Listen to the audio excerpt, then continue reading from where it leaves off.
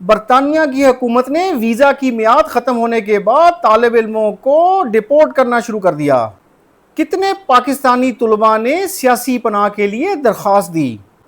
अब होने क्या जा रहा है, इस हवाले से देखिए तफसीलात इस वीडियो में।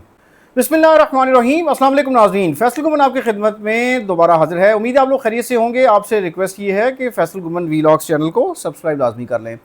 नाज़रीन, पाकिस्तानी तलबा एक बहुत बड़ी तादाद में बरतानिया की मुख्तलिफ यूनिवर्सिटीज़ में पढ़ रहे हैं, और देखा जाए तो पाकिस्तानी तलबा अपनी डिग्री कंप्लीट होने के बाद दे प्रेफर कि वो वहाँ पे स्टे करें किसी ना किसी रीज़न की वजह से।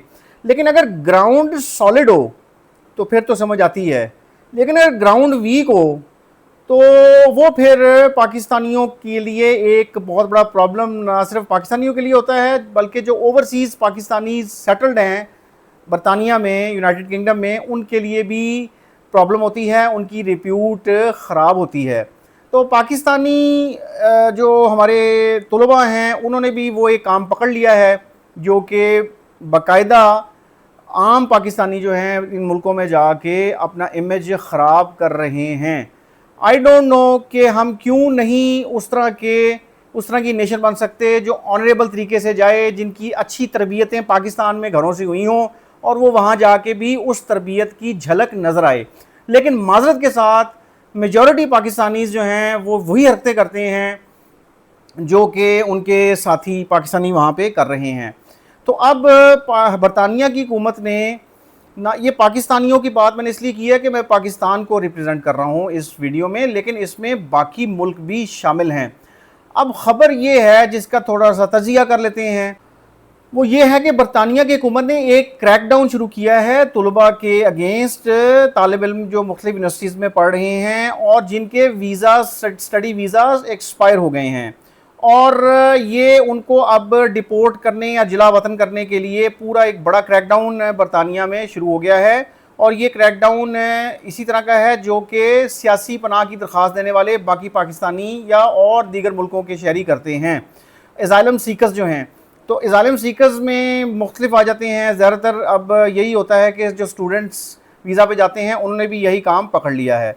अब बरतानिया के मीडिया के मुताबिक ये जो बैनुल-अक़वामी तलबा हैं इनको वार्न किया गया है कि ओवर स्टे करना, वीज़ा एक्सपायर हो गया है, ओवर स्टे करना है तो ओवर स्टे करने पे उनको जिला वतन कर दिया जाएगा, उनके मुल्कों में भेज दिया जाएगा। और होम ऑफिस जो है बरतानिया का, उसने ये हज़ारों वार्निंग्स जो हैं वो जारी की हैं, ईमेल्स के थ्रू, टेक्स्ट मैसेजेस के थ्रू, और उन स्टूडेंट्स को जिनके वीज़ा एक्सपायर होने वाले हैं उनको ऑलरेडी वो डायरेक्शंस दे चुके हैं। और उन्होंने ये एक्सप्लेन किया है, होम डिपार्टमेंट के ऑफिशियल ने, कि ये शार्प इंक्रीज़ है बरतानिया की तरफ। बरतानिया में देखा जाए तो एक बहुत बड़ी तादाद में लोग सियासी पनाह यानी एजाइलम के लिए अप्लाई करते हैं, और वो एप्लीकेशंस जो हैं वो जाती हैं, और वो कब जाती हैं, जब उनके वीज़ा एक्सपायर हो जाते हैं। तो वीज़ा एक्सपायर होने के बाद जो तलबा हैं वो असाइलम सीकिंग के लिए अप्लाई कर रहे हैं मुख्तलिफ बहाने करके। वो जेन्युइन दरख्वास्तें बहुत कम होती हैं। ज़्यादातर बरतानिया में स्टे करना अपने मुल्कों को हम अच्छा नहीं समझते, चूँकि हमारे मुल्कों में बहुत सारे मसले मसाइल भी हैं, तो बरतानिया जैसे मुल्कों में स्टे करने के लिए हम झूठ भी बोलते हैं। होम सेक्रेटरी जो हैं बरतानिया के, उनका ये कहना है कि उन्होंने सियासी पनाह के जो क्लेम्स हैं स्टूडेंट्स की तरफ से फ़ाइल किए गए हैं दावे, वो ऐसे मुल्कों से भी रिसीव की हैं एप्लीकेशंस जिनका कोई प्रॉब्लम नहीं है, सरकमस्टांसेस उनके चेंज नहीं हुए, कोई ख़ास प्रॉब्लम नहीं आई या ख़ास पेशरफ्त नहीं है उन मुल्कों के अंदर जो भी इंडिकेटर्स होते हैं एजाइलम सीकिंग के लिए। तो ऐसे मुल्क हैं जहाँ पे चीज़ें नॉर्मल चल रही हैं, वहाँ से भी दरख्वास्तें आई हैं। अब इतलात के मुताबिक पिछले एक साल में अगर हम देखें तो तकरीबन 14,800 दरख्वास्तें आई हैं एजाइलम की, और ये वो 14,800 वो दरख्वास्तें हैं जो तालिब इल्मों ने सबमिट की हैं, और वो मुख्तलिफ मौक़ों पे पिछले साल में स्टडी वीज़ा के लिए एंटर हुए हैं। और इनमें माशाल्लाह से फिर हम पाकिस्तान की बात करते हैं तो बदनाम होंगे तो क्या नाम नहीं होगा।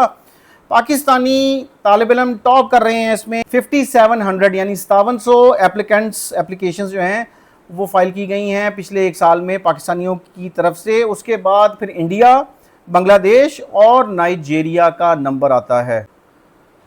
और एक दिन पहले इस क्रैकडाउन से एक दिन पहले डेवलपमेंट ये है कि बरतानिया की हुकूमत ने टेम्पररी यानी आर्जी तौर पर मुअत्तल कर दी हैं नई एप्लीकेशंस रेफ्यूजी फैमिली रीयूनिफिकेशन के लिए।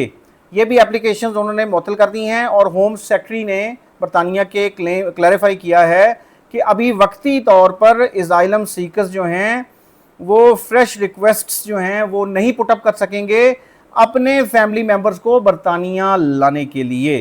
तो अब अगर देखा जाए तो कितने अफसोस की बात है पाकिस्तानियों के लिए कि हम अपने बच्चों को जब भेजते हैं यहाँ से, पढ़े लिखे लोग हैं हम, मेजॉरिटी जो बच्चे बाहर जाते हैं बरतानिया की मुख्तलिफ यूनिवर्सिटीज़ में वो ऐसी फैमिली से जाते हैं जो अफोर्ड कर सकती हैं।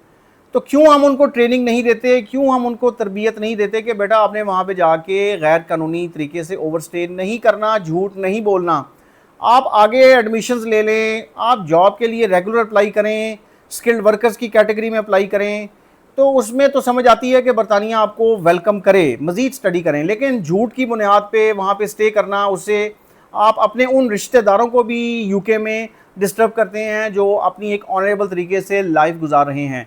तो इसमें ना सिर्फ तालिब इल्मों की ज़िम्मेदारी है, स्टूडेंट्स की ज़िम्मेदारी है जो कि वो ओवरस्टे के बाद असाइलम सीकिंग अप्लाई ना करें।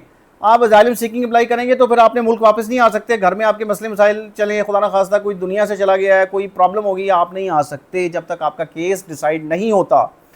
तो दूसरी बात ये है कि जहाँ इन तालिब इल्मों की ज़िम्मेदारी है वहीं पर उनके पेरेंट्स और फैमिलीज़ की ज़िम्मेदारी है पाकिस्तान में कि उनको इस चीज़ पर डिस्करेज करें जिससे पाकिस्तान का इमेज डिस्टर्ब होता है पूरी दुनिया में। अब देखना ये होगा इतनी बड़ी तादाद में जो अब वो एप्लीकेशंस हैं वो डेफिनेटली वो रिजेक्ट होंगी और ये ही पाकिस्तानी स्टूडेंट्स वापस आएंगे। तो बेहतर ये है कि बच्चों आप वहीं पे एडमिशन ले लो, या आपकी अगर डिग्री इतनी ज़बरदस्त है और आपको जॉब मिलती है तो जॉब कर लो ताकि आपको एक ऑनरेबल तरीके से वहाँ पे रहने का मौका मुयसर आ सके। थैंक यू जी, अल्लाह हाफिज़, आपसे फिर बात होगी।